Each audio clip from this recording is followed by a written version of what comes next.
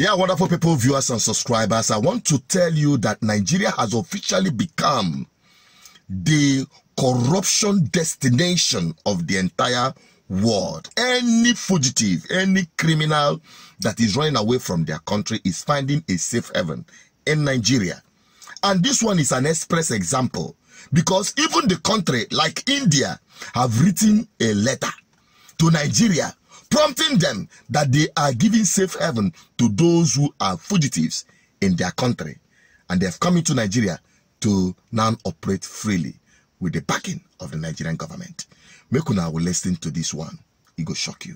So finally, now there is information at our disposal, corroborated by the Indian High Commission, that certain individuals in this country, and again, the office of the Attorney General, not Alaji Malami, was said to have prevented the Indian government from the extradition of some individuals who have been given very, in the words of Nigerians, juicy oil and gas contracts in Nigeria.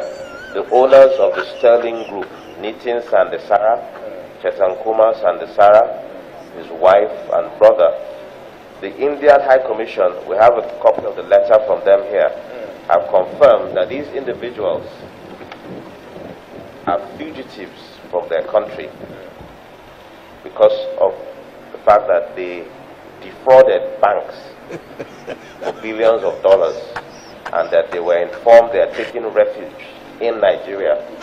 But when that request was made to the Nigerian authorities, we always were concerned that the Attorney General said this was politically motivated.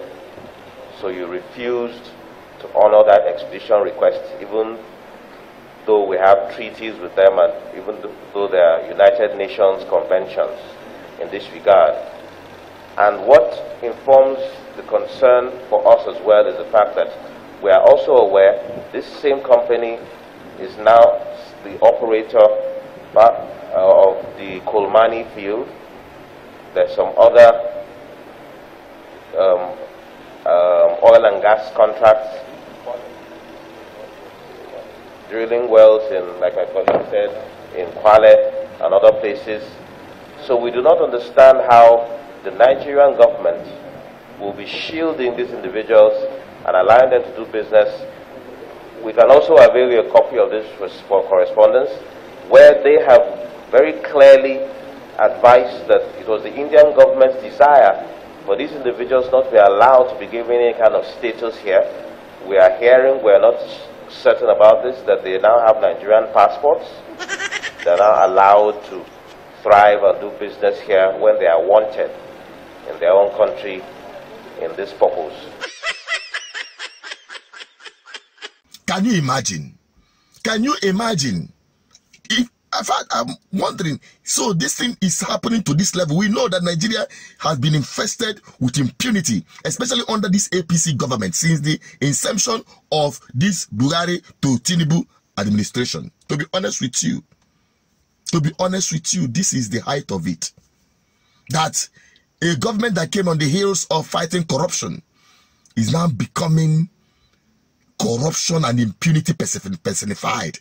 We know that PDP was so corrupt, but this one that we have under APC is an impunity. It's a disgrace, a national disgrace, that these guys are given this kind of free field to operate.